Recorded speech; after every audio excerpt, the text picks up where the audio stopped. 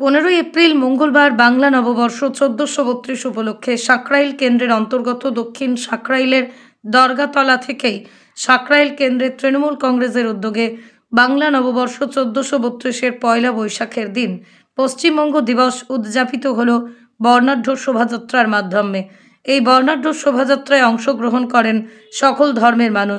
এই বর্ণাঢ্য শোভাযাত্রার সর্বধর্ম সমন্বয়ে সাম্প্রদায়িক সম্প্রীতির এক অনন্য নজির সৃষ্টি করল মঙ্গলবার। এই শোভাযাত্রায় নাচে গানে সকলেই পা মেলান।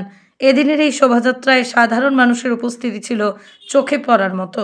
পশ্চিমবঙ্গ দিবস উদযাপন উপলক্ষে আয়োজিত এই বর্ণাঢ্য শোভাযাত্রায় উপস্থিত ছিলেন হাওড়া জেলা পরিষদের সহ সভাধিপতি অজয় ভট্টাচার্য, উপস্থিত ছিলেন সাকরাইল কেন্দ্রের বিধায়িকা প্রিয়া পাল, উপস্থিত ছিলেন হাওড়া জেলা পরিষদের কর্মাধ্যক্ষ তথা সাকরাইল কেন্দ্র মহিলা তৃণমূল কংগ্রেসের সভানেত্রী নাসিমা কাজী, উপস্থিত ছিলেন সাকরাইল কেন্দ্রের তৃণমূল কংগ্রেসের সভাপতি অমিত বসু, উপস্থিত ছিলেন সাকরাইল কেন্দ্র তৃণমূল কংগ্রেস সংখ্যালঘু সেলের সভাপতি সাইদুর রহমান, উপস্থিত ছিলেন সাকরাইল কেন্দ্র তৃণমূল যুব কংগ্রেসের সভাপতি প্রণয় কারার সহ সাকরাইল কেন্দ্রের সকল তৃণমূল কংগ্রেসের সদস্যরা।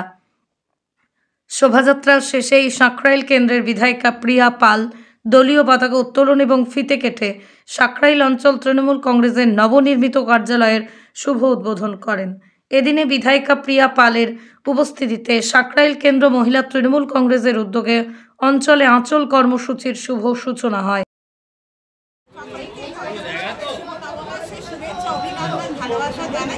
সকলে সুস্থ থাকুক, ভালো থাকুক। আমাদের যে বর্তমানে আমাদের যা পরিস্থিতি চলছে, বর্তমানে আমরা অস্থিরতার মধ্যে বিজেপি যেভাবে আমাদেরকে অস্থিরতার মধ্যে রাখার চেষ্টা করছে, বাংলাকে কেন্দ্রীয় সরকার যেভাবে বাংলার এবং আমরা সবাই মিলে একসাথে সব ধর্ম নিয়ে সব মানুষকে নিয়ে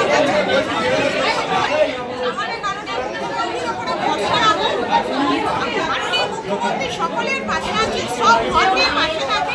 তাই বলবো কোনো রকম প্রচলার পা না দিয়ে ঠান্ডা মাথায়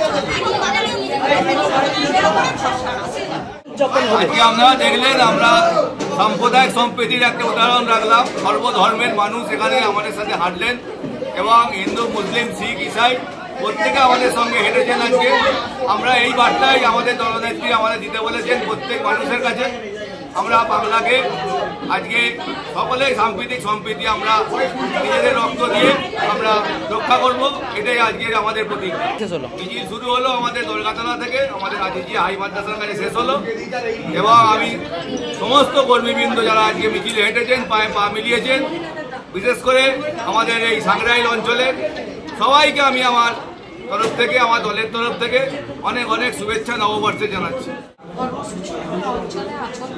আমাদের জননেত্রী, মানব দরদী নেত্রী, গরিব দরদী নেত্রী এবং মহিলাদের যেভাবে তিনি সহযোগিতা করছেন, মহিলাদের যেভাবে তিনি ভাবছেন মহিলাদের নিয়ে, তাই তিনি বার্তা দিতে চাইছেন আমাদের জননেত্রী মমতা বন্দ্যোপাধ্যায়।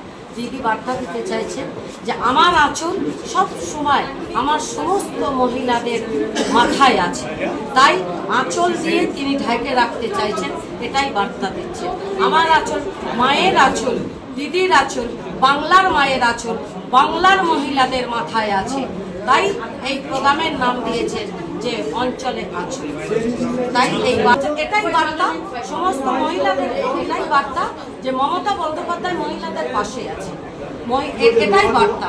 সে আজকে তো তিনি পাশে আছেন বলেই আজকে মহিলারা লক্ষ্মী ভান্ডার থেকে শুরু করে স্বাস্থ্যসাথী কার্ড থেকে শুরু করে আজকে মহিলারা যারা গর্ভবতী মায়েরা তাদের সমস্ত দায়িত্ব আজকে চিকিৎসা ব্যবস্থা থেকে শুরু করে কন্যাশ্রী থেকে শুরু করে রূপশ্রী থেকে শুরু করে সবুজ সাথী থেকে শুরু করে আজকে মহিলাদের তিনি তো পাশে আছেন।